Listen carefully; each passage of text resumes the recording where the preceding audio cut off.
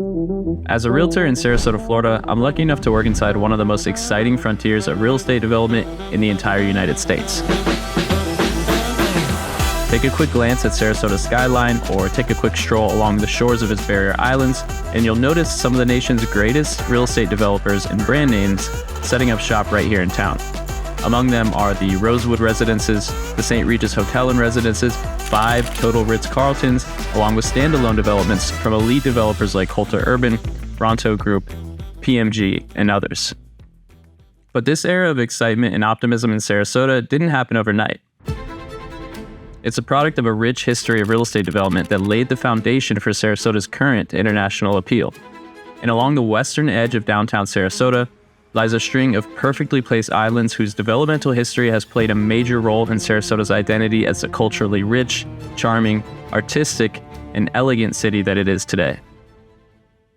Today we explore that history, and more importantly, we explore what that history has led to, as we take an in-depth tour of the natural beauty, man-made attractions, and of course the real estate of Lido Key, St Armands Circle, and their surrounding islands.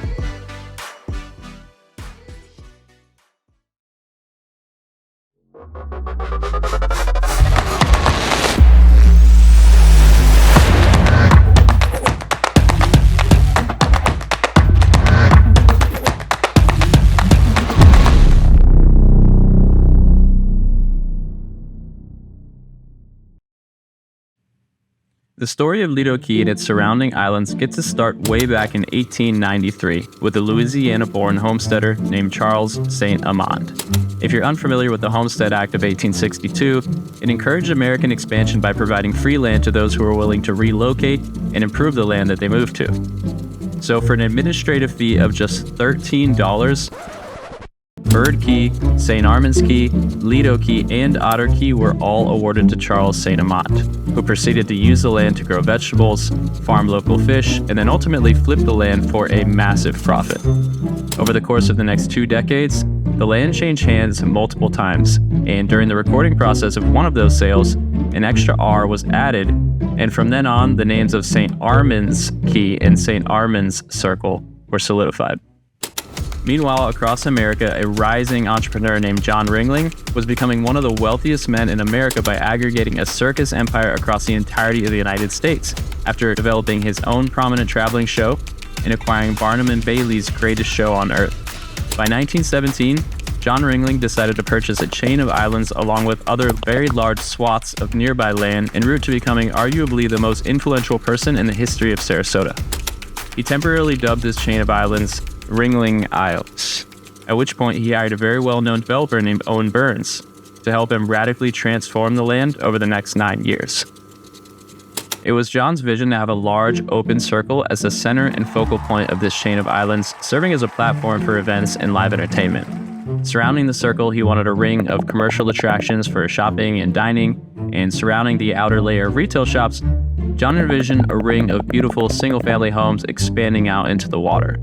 So Ringling and Burns promptly began executing on this plan by subdividing the plat of land, paving the roads and the pink sidewalks that we still see today, laying beautiful landscaping throughout the streets, and even building the first Ringling Causeway, connecting these islands to mainland Sarasota. Finally, after these 9 years of development in 1926, it all culminated in a grand opening of the islands to the public. They kicked it off with an extravagant parade, including oddities like the Czechoslovakian national band playing multiple times per day, and a procession of elephants crossing the Ringling Causeway. While the parade itself was a massive success, the stark reality of the looming Great Depression and John's declining health stopped him from ever realizing his full vision for this chain of islands. Over the next 3 decades, things were relatively quiet on the islands, but by the late 1950s, the second wave of influential and ambitious development rushed through Sarasota by the Arvida Corporation and its owner, another prominent Sarasota figure, Arthur Vining Davis. The Arvida Corporation maximized the livable space by dredging the land around Bird Key, Lido Shores, and Lido Beach, and selling lots for residential development. Though the sales from the development had a slow start, they eventually gained traction, and over the following years, local developers had collectively executed on John Ringling's original dream for the islands, creating multiple neighborhoods on Lido Key, St Armands Key, and Bird Key, along with the retail hub of St Armands Circle. And now, in recent years, with the rapid growth of Florida and Sarasota in particular, we've seen the continued success of St Armands Circle and its surrounding neighborhoods with an additional third wave of transformational real estate development featuring beautifully designed, high-end single-family homes and highly anticipated luxury waterfront condos. This third wave of development brings us to the current picture of these beautiful islands. And whether you're casually enjoying the scenery and the architecture, or you're researching this video for a potential home purchase in the area, we'll use the remainder of the video to make sense of these islands as they stand today and show you everything they have to offer. As always, my number will remain in the corner of the screen and in the description of the video, and the best way to support the channel, but more importantly to get the absolute most out of your real estate investment by partnering with a realtor who not only knows the inventory but enjoys negotiating, is to contact me so I can begin helping you guys with your home search. And if you're watching for fun, thanks so much for tuning in, and if you find this video entertaining, I'd love if you subscribed, liked, and shared so that YouTube can push it out to more viewers. In order to effectively explore the area, we'll break the map up into 4 different segments. Starting from the east and working our way in, the first stop coming over the causeway is Bird Key. And then moving further west, there's St Armands Key, followed by Lido Key and the surrounding parks, which we'll lump Otter Key with. And finally to the north, there's City Island and Lido Shores. Now that we've oriented ourselves, let's take a closer look at each section. Drilling down into Bird Key, we see a very unique island. The island and the neighborhood are one. There's nothing on this island beyond the homes that comprise the association and the Bird Key Yacht Club in the center. This simplicity and exclusivity gives Bird Key the rare attributes of a very quiet, private neighborhood feel, combined with the tropical island atmosphere and the perfect location sandwiched between downtown Sarasota and the attractions near the beach and St Armands. The homes here have always been beautiful, but the construction activity in recent years has elevated the neighborhood to a whole new level.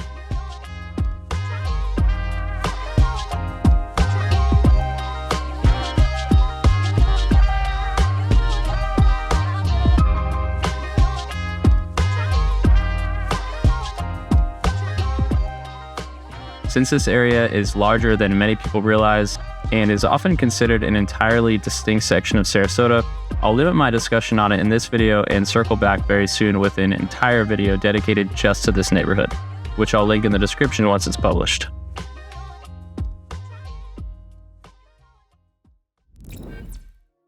Moving further west down the Ringling Causeway, we find our next stop in St Armands Key. Earlier, I provided a brief illustration of John Ringling's vision for St Armands Circle, so let's see how the real location stacks up. In the very center, you have this open green space that functions like a miniature park. If you're looking for the perfect spot in Sarasota to sit in the grass and relax, this is one of the top spots to choose. But more importantly, per John Ringling's vision, the green space takes center stage for regular events that are held in the circle. Almost every weekend there will be some kind of gathering or expo here, whether it be an exotic car show, a light display, or an art festival. Immediately surrounding the green space are the Renaissance-inspired statues and plaques. Of these plaques, 16 of them are original statues from the Ringling era, with an additional 21 statues having been added to the grounds more recently. Some of the more popular statues include the discus thrower and the Borghese warrior, both of which are replicas of ancient structures from over 2,000 years ago. The statue of Neptune is also here by the circle. And there's also the Marzocco, a replica of the sculpture from the famous Renaissance artist Donatello. And of course, there's a statue of the man who first envisioned this entire circle, John Ringling himself. Working our way out beyond the statues to the next layer of the development, we find the retail shopping centers. Inside the 4 exits of the circle are the 4 retail quadrants. You're mainly going to see restaurants, bars, shopping, and dessert here, but you will see other real estate offices, a spa, and a few other businesses sprinkled in. The restaurants I would recommend the most are definitely the Columbia for Latin American cuisine, the Venezia for Italian food, the Shore for more of a modern gourmet menu, and also you might want to head up to the second story of Daiquiri Deck for a drink. On the outside of these 4 quadrants are a few layers of streets with single-family homes. This includes a few streets with landlocked homes, and then on the outer layer, there are canal front and bayfront homes. These streets host some of the most iconic homes in Sarasota.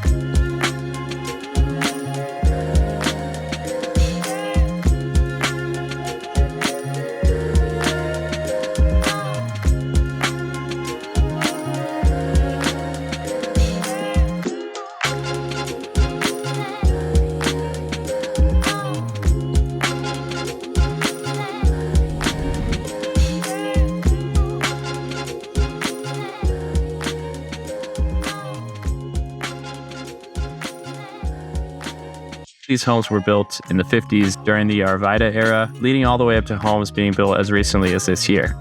But there are a few homes that were built way back in the 30s, including this gorgeous waterfront home on Washington Drive. As of the recording of this video, there are 10 active homes for sale in this area, with asking prices between $1.75 million and $6.5 million.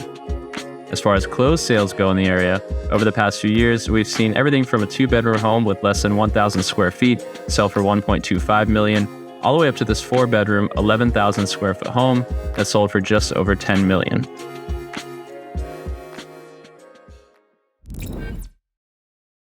Moving beyond St Armands Key to the western edge of the islands, we find the main portion of Lido Key.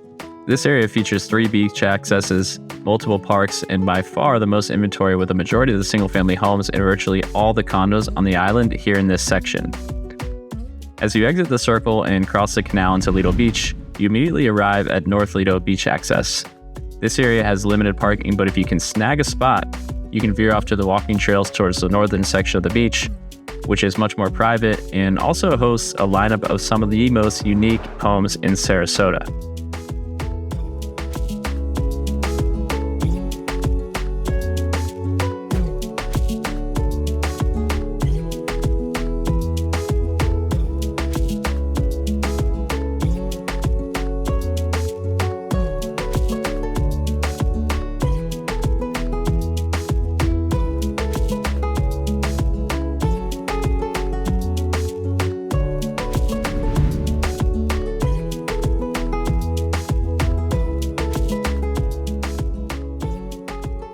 The remaining real estate on this island extends south along Benjamin Franklin Boulevard. Initially, you find another iconic lineup of homes here with unobstructed views of the ocean across the street.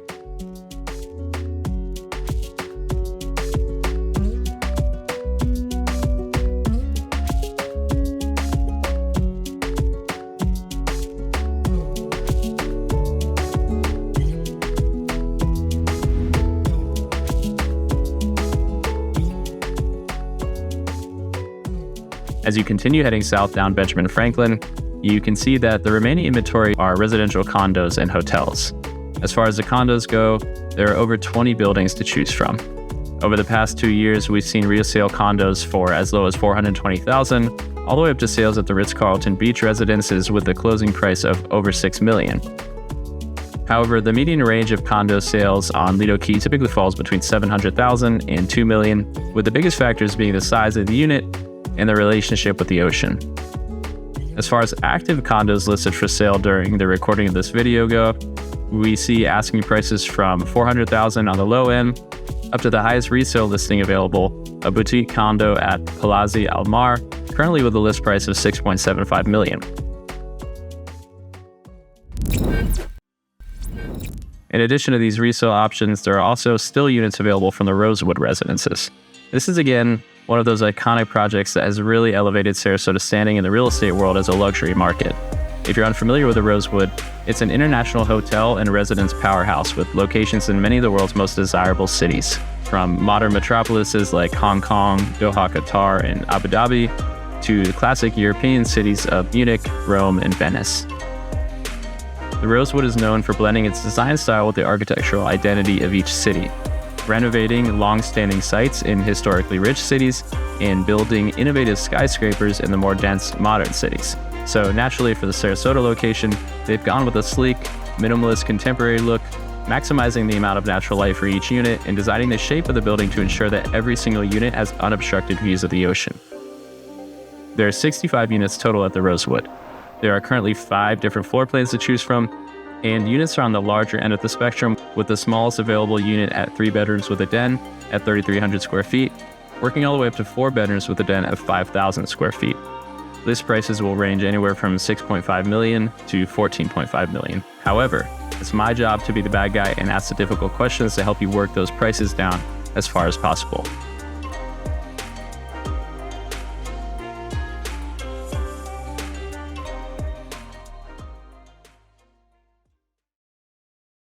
When it comes to single-family homes in this section of Lido, you also have the most inventory to choose from. There have been 16 total single-family home sales in the past 2 years, with a price tag between $1.1 million and $14 million. As far as active listings go, we see a price range from $2 million to $7.5 million. These homes, along with the homes on St Armands Key, are all considered part of the city of Sarasota, which means they can be listed on sites like Airbnb and VRBO.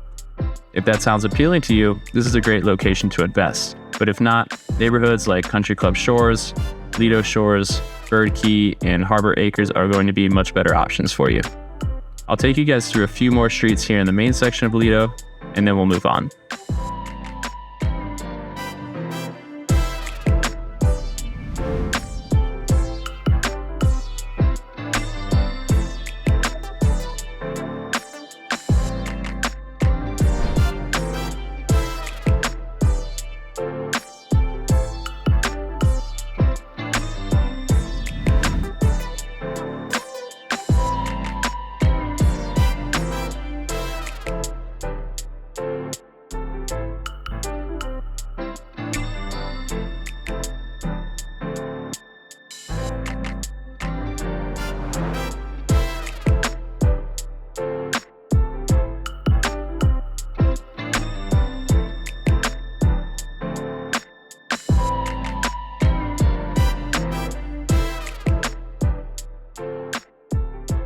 In this main portion of Lido, you have 3 total public beach accesses. We have Lido North, which we already visited, and then we also have the main Lido Beach public access. This is the most popular beach access on the island, and it's a beach of choice for most locals. Then, at the southern tip of the island, you have the South Lido Beach access. This spot has a completely different vibe with more tree coverage, and it's again another favorite spot for locals. Near these beaches, you also have parks and nature preserves. And near the banks of Lido Key, there's also Otter Key, a freestanding island surrounded by mangroves that, along with South Lido Park, are one of the best spots in Sarasota for paddleboarding and kayaking.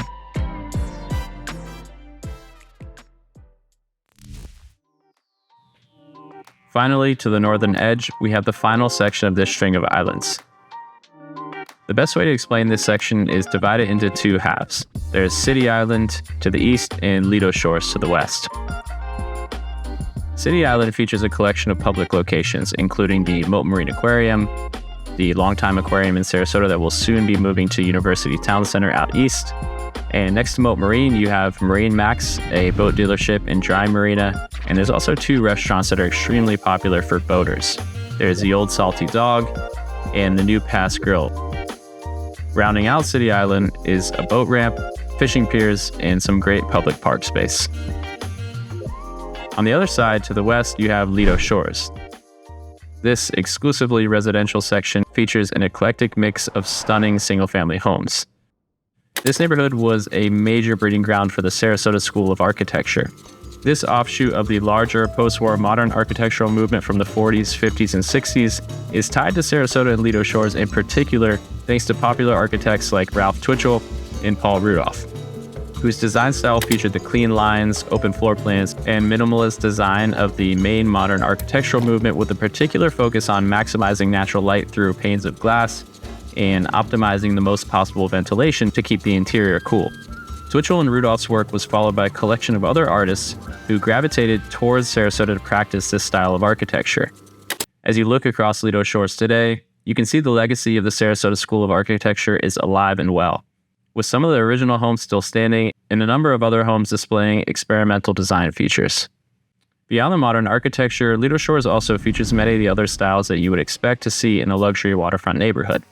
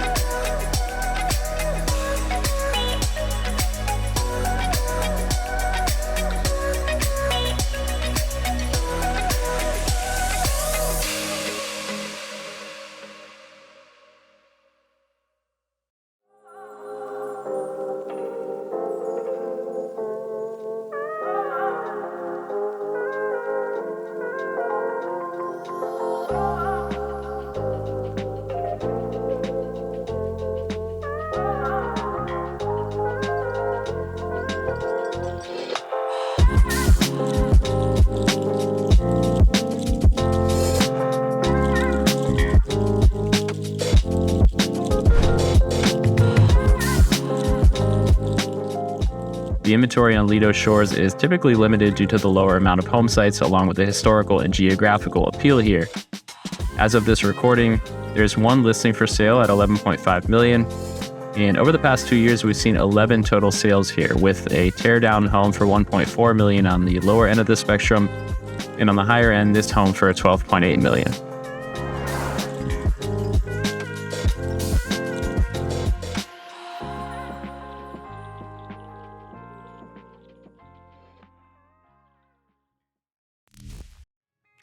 And with that, we've covered every section of Lido Key and its surrounding islands. I often refer to Sarasota as one of the most geographically and historically fortunate cities in the United States.